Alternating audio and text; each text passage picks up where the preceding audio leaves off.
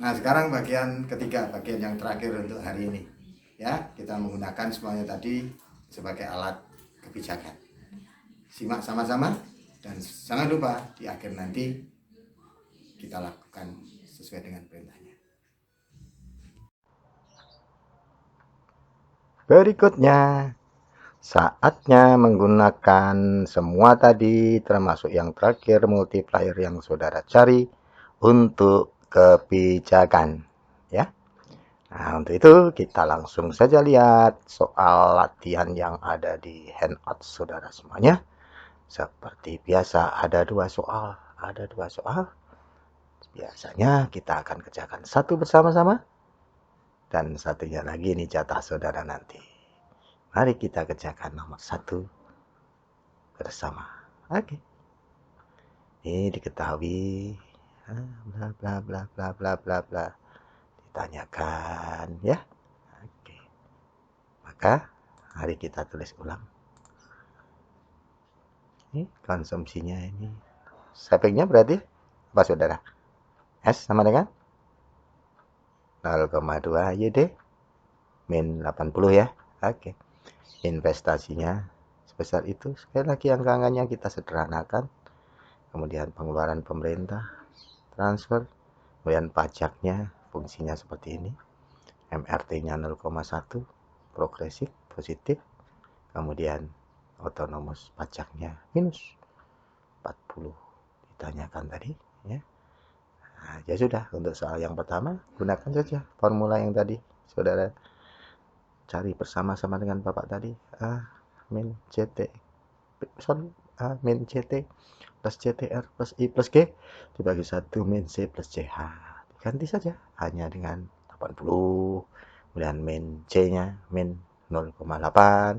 Kemudian T kecilnya min 40 dan seterusnya dan seterusnya. Ya. Kita gantikan saja. Masuk.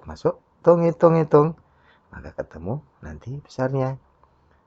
Pendapatan nasional keseimbangannya adalah 785,71 ya. Bla bla bla bla belakangnya, tetapi kita bulatkan saja sampai 2 angka di belakang koma cukup. Oke, ini adalah pendapatan nasional keseimbangannya. Nah, kemudian kita cari besarnya pajak pada waktu itu, ya, berarti kita masukkan saja ke dalam fungsi pajak. Kita peroleh pajaknya sekian, gitu. Kemudian dipakai untuk menghitung YD. YD seperti biasanya, Y kurangi pajak dikurangi ditambah transfer. Pendapatannya tadi sudah kehitung, pajaknya kehitung, kemudian transfernya ada, maka YD-nya kehitung. Dan dengan YD ini kita bisa pakai untuk menghitung konsumsi. Masukkan saja YD-nya, dapatnya sekian. Ya. Kemudian untuk savingnya otomatis saudara harus tahu, kalau nggak ngerti ya wassalam. Maka saudara tinggal masukkan, bisa menghitung besarnya saving. Ini bagian yang soal yang pertama. Soal nomor 1 dari soal yang pertama. Nah, kemudian yang kedua, ini yang berkaitan dengan kebijakan. Ya toh? Kalau tadi pendapatan nasionalnya kita hitung 785,71, ternyata full employment-nya cuma 700. Berarti ini sudah jelas perekonomian berada dalam keadaan overemployment. Ya toh? Karena kapasitas penuh itu cuma 700, tetapi equilibriumnya maunya 785,71. Berarti perekonomian kepanasan ini, nafsu besar, tenaga kurang. Jadi inflasi, ya toh. Nah, supaya menghilangkan inflasi, kebijakan nih, ya kita rubah ini menjadi seperti itu, ya toh. Maka harus dikurangi sebanyak ini. Nah, karena sekali lagi kebijakan yang bisa dilakukan pemerintah itu adalah dengan manipulasi fiskal, ya kita pergunakan fiskal yang terdiri dari pajak, kemudian government expenditure dan government transfer. Ini sisi penerimaan, sementara ini yang dua ini sisi pengeluaran, seperti kemarin. Cari dulu angka penggandanya yang tadi saudara cari rumusnya, ya. Ini.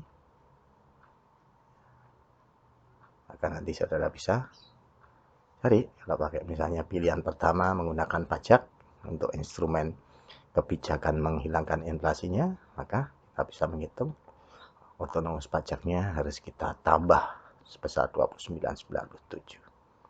Tapi kalau pakai government expenditure, maka nanti kita hitung pengeluaran pemerintah harus dikurangi karena ini inflasi ya besar ini, dan kalau pakai government transfer maka transfernya harus dikurangi juga sebesar hitung-hitungan ini.